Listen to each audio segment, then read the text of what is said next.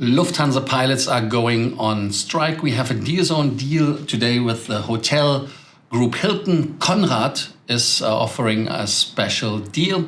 We are talking about the German courts, which are stuck and congested with lawsuits because of passenger rights.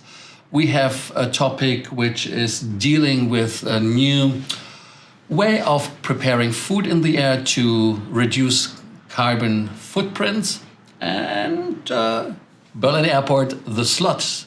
How does it work to get your slot for the security? We have the details for you.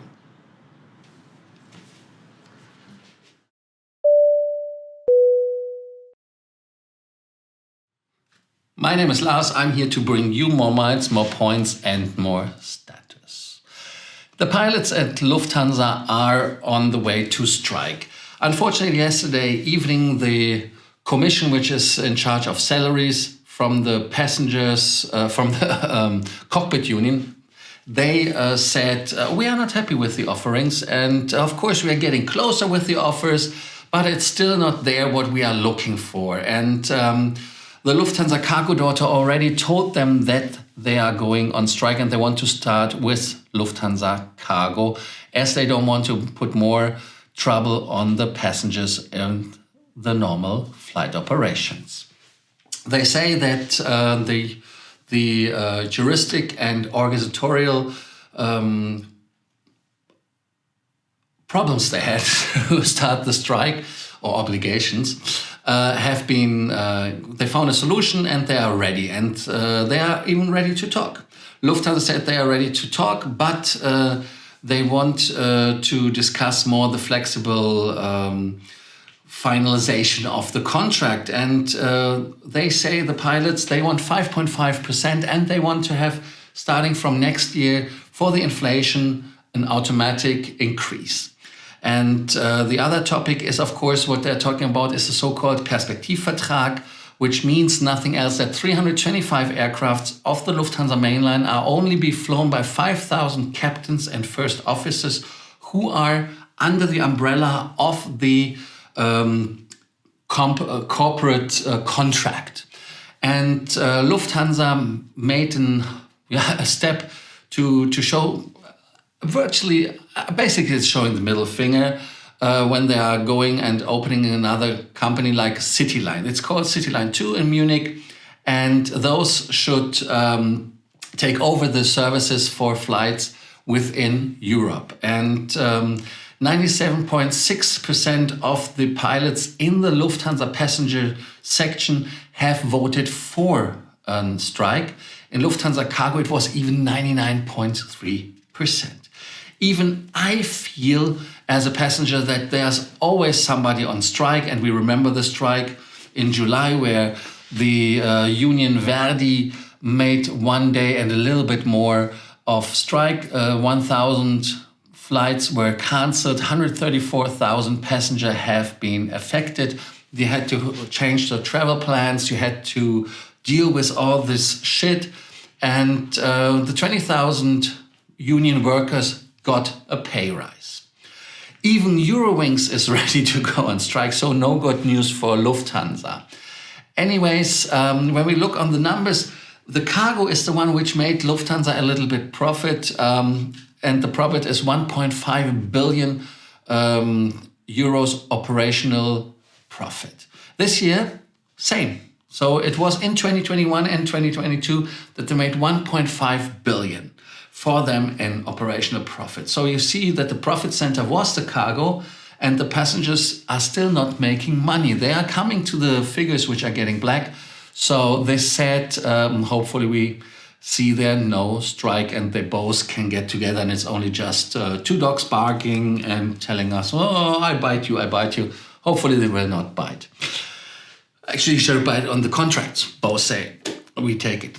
Anyways, to give you numbers, as I said before, that it feels like Lufthansa pilots have been on strike. The last time they were on strike in 2017 after 14 rounds of negotiations, and the 2012 started conflict. So it took them 5 years, this conflict, to bring to a strike. So you see how passionate pilots are about the flight and how they use this last measure. And the flight cost Lufthansa approximately 500 million euros. That was what they said, at least during the last strike.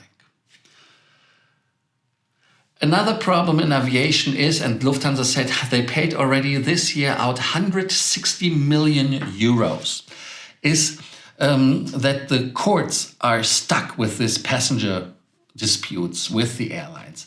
And when you look on it, the German TV show Report Mainz, it's investigative TV show. And they say that the court in Erding, which is in charge of Munich Airport, they have 90% of the cases are aviation related from passengers. 90%. Unbelievable. And in Königs Wusterhausen, nobody knows this city, that would be for Berlin Airport, they say that 83% of the civil cases are passenger cases. And this makes it so ridiculous in our opinion, especially we have not the same laws like in the US where you can make the class actions. And when you look that there are 100,000 cases of the flight passengers all over Germany, that is 10% of all civil cases. And there you see how stuck it is. During Corona, it went a little bit down, but alone the court in Cologne said that it's now 7,300 cases until 31st of July. And they say that the summit is not reached in the cases yet because in autumn are coming more cases. We remember all the flight cancellations. And of course, you know what you get. I mean, 250 starting, depending on the time and the distance, up to 600 euros compensation. And of course, airlines are not paying, but there's something which is ridiculous, and that is the class action part, which we don't have in Germany. When you look at it, that you see that, for example, you have 30 people sitting on the same flight, and one is suing the airline, and he wins. Then 29 others have to fight as well. So that is the problem. So that you have to fight in front of court 30 times if you have 30 passengers. In one case, it was even 50 passengers on the flight for each individually. And I think that has to stop. There has to be something where the courts have to get some more free time that they can concentrate on really proper things. And for that, I'm demanding as the first chair of the passenger union that this has to be an automatism. Even if the case is so clear, why are they not paying? I mean, of course, we know that they want to avoid payments because they think, hey, people, if we don't pay it automatically, we have already 90% who don't ask for it. I have the same case when I get class actions from the US where you say, yeah, you have used this and this service, you get this and this amount, you have to sign up here, blah, blah, blah. I don't do it because it annoys me and I never know if it's a scam or not. So I'm always a little bit hesitant. But anyways, the TV show mentions as well that 375 people had to be released from jail, because of the congested courts. If it takes too much time between when they caught you or what you did and the court case is coming, there are people, they have to be released. And this is unfortunate because a lot of people are running away. I don't know the numbers. And of course, if you're a victim of a crime and they have your perpetrator and he can just run away and walks free outside because the courts are not doing their job, it's a little bit disappointing for you. Anyways, we demand that this is an automatism as the passenger union. What would be your approach? What would you say? Or would you just say, hey, that is what it is. That is unfortunate. The Germans are too stupid to that as well. What we are not too stupid for is that we are getting creative. And the Berlin airport, Königs Wusterhausen is what is in charge, the court, they have now a thing which is called book your slot, basically for your security checks. And they wanted to reduce the waiting times. What you can do now is that you can book a slot between 72 hours and up to 1 hour before you depart. And if it's a non-Schengen flight, 1.5 hours before you depart. And then you just take a time slot where you want to go through the security. and you have 10 minutes before and 10 minutes after the time. So let's say it's 10 past 1, so you can come at 1 o'clock or at 20 past 1 o'clock. So that is for you the slot. The airport, of course, still says, hey, you have to be 2.5 hours earlier there. A court in Germany said, in Munich it was, if I'm not mistaken, 90 minutes should be in order. But anyways, this said, the service is called Berlin Runway, BER for BER, Berlin Airport, and Runway. I don't know what part is runway. Maybe if you're a native English speaker, it sounds for you weird. Let me know if you think that is a weird name for this fast track. But I think they should combine it with services like they do in Doha. I used it in Doha when I was doing immigration or when I was going away. In Dubai, the same Marhaba service, where you get this VIP service up to the gate. So they should combine it. Maybe they should charge money. Like my grandmother always said, if you don't pay, it has no value. And I think they should make value around it. And I understand that the digitalization of that service is the first step to get to know how many people are coming. But don't you get these numbers as well from the airlines when they say, hey, we are departing at 1 o'clock and we have 180 passengers. So there you should get it as well. And you have kind of a time slot and experience what happens, especially now the airport is long enough in operation. Anyways, I like the approach. Hopefully they develop something which is a business case. If it's for free, okay. If it's not for free, it's okay. But maybe it makes more value to our fast track we have as Lufthansa Starlines Gold members, or if you have an airline where you're flying business class and fast track is included. The Japanese airline Zipair, they have two menus on their 2 meals on their menus, which are confusing. The first one would be when you say what it is, it sounds great. And Zipair calls the one pasta pescatore plate and the other one chili burger with tomato. I would say both sounds nice, but now we have to look at it. The first is the chili burger with tomato, and they have a protein on it, which is an insect in powder form, which is called the Gryllus bimaculatus. It is a Mediterranean, what is it? Grille in German. The chirping thing which makes the noise in night. I have forgot the name in English, but you can comment it there if you know it. German would be a Grille, Mittelmeergrille. Yes, and they use it for the patty, they use it for the roll, and in the tomato sauce. In the noodle dish, they use it for the sauce mainly, because the rest of it is shrimps and mussels. It's mussels, and it's tuna fish thing.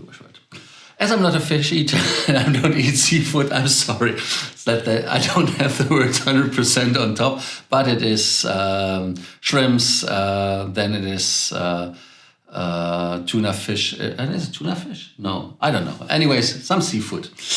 What is the case? Why are they saving carbon dioxide? Because, of course, the insects, they don't need water. They don't need the excessive land when it comes to getting rid of the forests which are in Brazil, where you have to keep your cattle and stuff like that.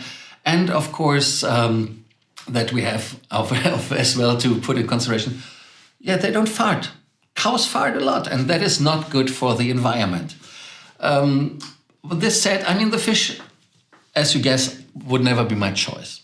The burger, I don't know. I put the pictures here somewhere and you see them, but I have to tell you, it is challenging me, and if I wouldn't know, it may be, but basically, I'm more for the real thing. I'm sorry. Your opinion is important. Write it down in the comments.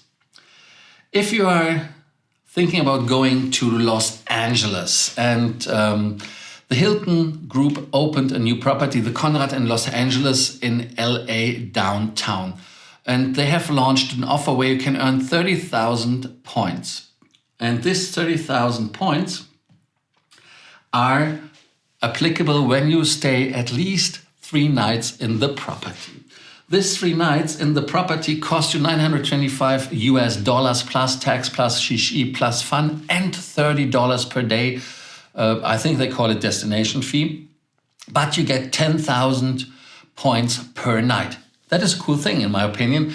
Why is it a cool thing? Because I value at least the 30,000. I would value between something 120, 150 euros, depending. What is your take on the value of the Hilton points? And another thing is, which I think is interesting, is as this kind of offers, the bonus packages, I know them from the business packages from IHG, which I used regularly to pimp my points account, and they even count for the status, which I loved a lot. But anyways, this is something which is really, really important change, in my opinion. Maybe they do this kind of package deals more, that you have more value, and always be aware that you check, of course, your deals if you have a rate which you can use, which can be cheaper as this. So this rate itself, if you compare it to the flexible rate, it has the same price point. The Hilton discount price would be cheaper, but as we value the points higher than the change from $925 to $883 dollars, I would take the points. And CONRAD is, of course, top notch. I never stayed in the property, and LA downtown is not my destination, as I'm more a fan behind the orange curtain. So OC, Newport, Huntington Beach, and I'm a Hyatt fanboy, sorry to say. Take this into consideration and let me know what you think about the offer. Thank you for watching Frequent Traveler TV today. Thank you for giving me your time. Thank you for signing up maybe for the channel and hitting the notification button, the bell, that you do not miss any show, that you get your more miles, more points and status. Do not forget to like this episode, and please, please, please write a comment. I like your comments and to answer them. Thank you, and see you tomorrow for the next episode. More miles, more points and more status. Bye.